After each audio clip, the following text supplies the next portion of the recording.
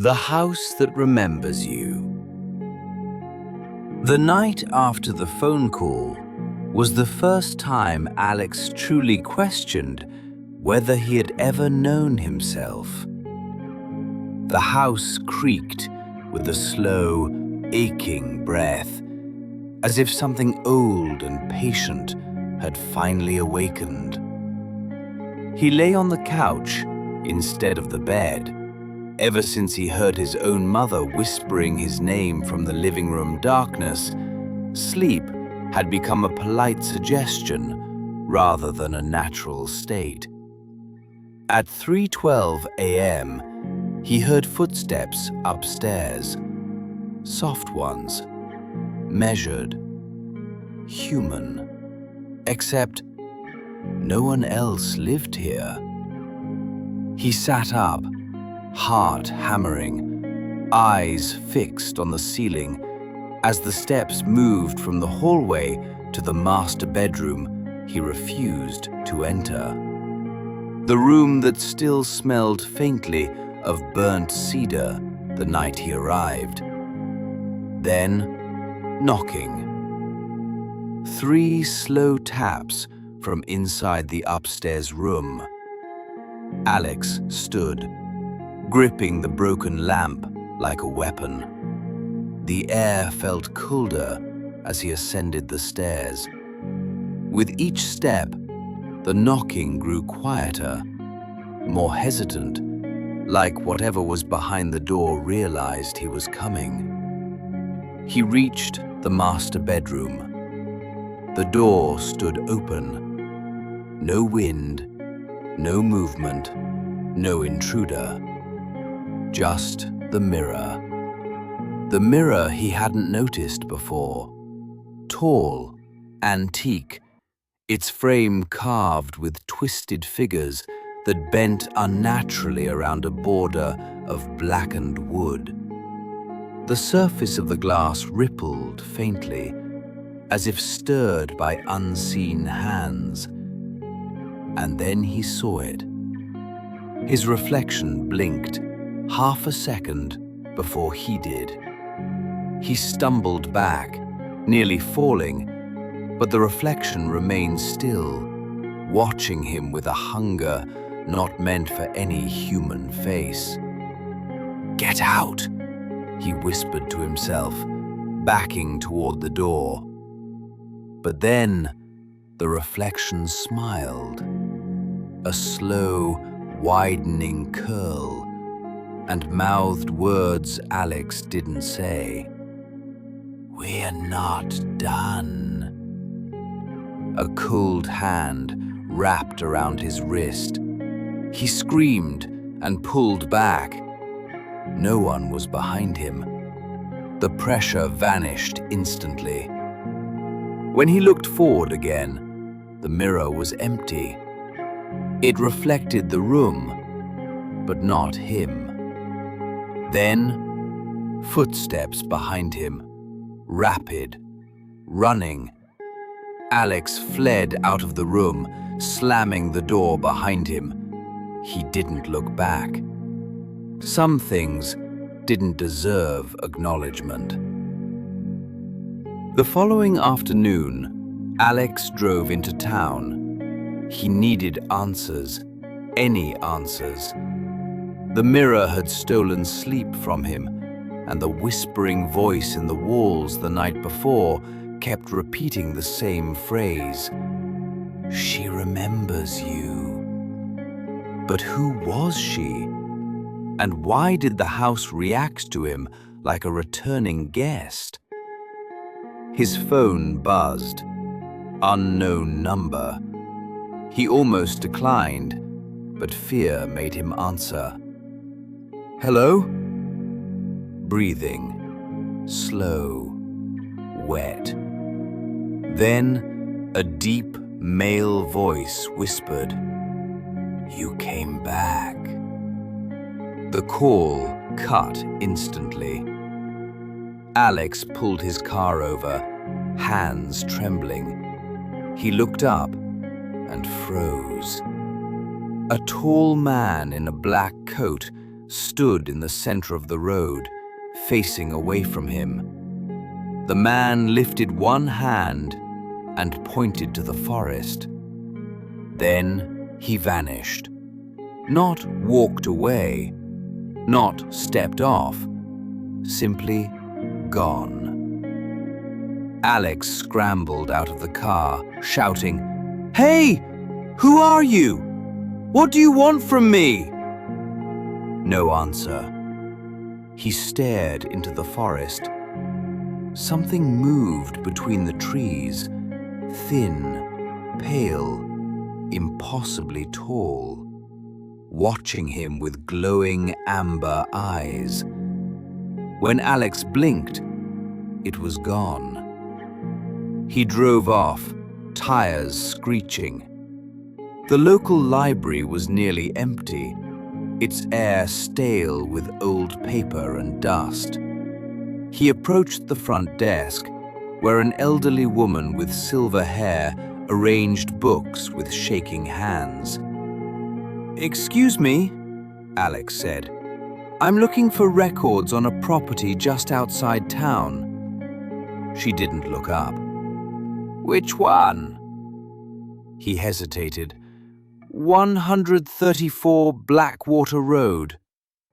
Her hands froze mid-movement. Her eyes slowly lifted to his. "Why?" she whispered. "Would you go back there?" Alex's throat tightened. "You know the place." "It's not the place you should fear." Her voice lowered. "It's the woman who lived there." Alex leaned closer. "Who was she?" The librarian swallowed, voice trembling. "Her name was Marion Hale." A chill spread through Alex's chest. "She..." The old woman hesitated. "She had a son." Alex's fingers tightened around the desk. "A son?" The librarian nodded. "A boy who disappeared. Authorities assumed Marion killed him, but they never found a body. She refused to speak, even at the end." "At the end?" Alex asked. "She died in that house, alone.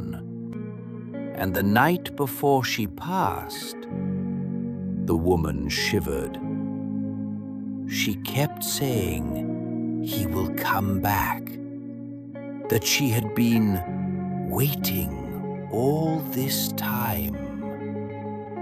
Alex stepped back as if struck. "Do you know the son's name?" The librarian's eyes softened with pity. "Yes," she whispered. "His name was Alex Hale." The world tilted. Alex stumbled into a chair. The librarian reached for him, but he pulled away. "That's impossible," he muttered. I was adopted. My parents..." But he stopped. He remembered. His adoptive mother telling him the paperwork was complicated. His father always changing the subject when he asked where he was born. The missing first 3 years of his childhood, blank in his memory. "Where did they find him?" he asked numbly. The librarian shook her head. "They didn't. He simply appeared at a hospital 3 towns over. No explanation, no witnesses, no records." Alex felt sick. "What happened to the house after she died?" he whispered. "No one would buy it. Until you." He stood abruptly. I never, I mean, I don't remember buying. His throat closed. He did sign the deed, but the man selling it never showed his face. Papers were mailed. The price was impossibly low, as if someone had wanted him back. He staggered out of the library. The house wasn't haunted. It was home, and it had been waiting. Sunset bled across the lake as Alex walked toward the old wooden pier. He needed to breathe. The air inside town felt too heavy with unseen eyes. At the far end of the pier sat a girl, barefoot, black hair falling over her shoulders, swinging her legs over the water. She didn't turn as he approached. "You shouldn't be here," she said softly. Alex froze. "Do I know you?" "Yes." A pause. "Or you did?" She turned her head. Her eyes were pale, almost colorless, her face hauntingly familiar.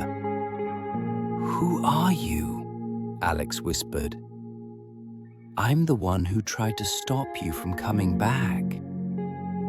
He shook his head. "Stop me? Why?" She stood, stepping closer. "You left for a reason," she whispered. "You survived for a reason. But now you've opened the way again." "The way to what?" "To her." The girl's voice trembled. "To Marion." Alex clenched his fists.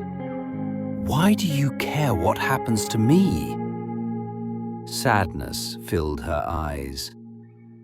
"Because," she whispered, "I'm your sister."